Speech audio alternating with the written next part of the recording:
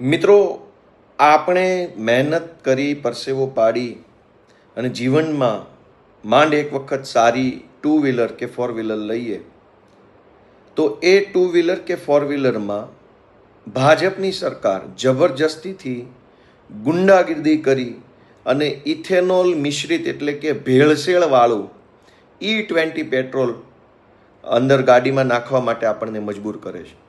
આ ઇથેનોલની ભેળસેળવાળું પેટ્રોલ નખાવાથી ગાડીની એવરેજ ઘટી જાય છે, એટલે કે માઇલેજ ઘટે છે.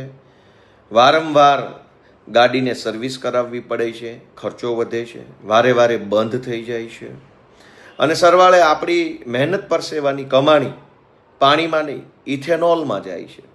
આ ઇથેનોલની સામે જનજાગૃતિ ફેલાવવા અને સરકાર બે વિકલ્પ આપે કે જે લોકોએ ઇથેનોલવાળું પેટ્રોલ નખાવવું હોય એ તો ઇથેનોલ નખાવી શકે અને જેણે પ્યોર નખાવવું હોય પ્યોર નખાવી શકે. તો ઇથેનોલ બાબતે જનજાગૃતિ ફેલાવવા અરવિંદ કેજરીવાલજી દેશભરની અંદર પ્રયત્ન કરી રહ્યા છે કે સરકાર જાગે અને લોકોની મહેનત પરસેવાની ગાડીઓમાં અખતરા કરવાનું બંધ કરે. આવતીકાલે 9 ઓગસ્ટ 2026ના દિવસે સુરત ખાતે SMC કોમ્યુનિટી હોલમાં પણ E20 ઇથેનોલ મિશ્રિત પેટ્રોલની બાબતે જનજાગૃતિ કરવા એક કાર્યક્રમનું આયોજન છે. એમાં હું પણ આવવાનો છું. આપ સૌ આવો અને જે રૂબરૂ ન આવી શકે એ ઓનલાઈન પણ આ ટાઉન હોલમાં જોડાઈ શકે છે. Thank you.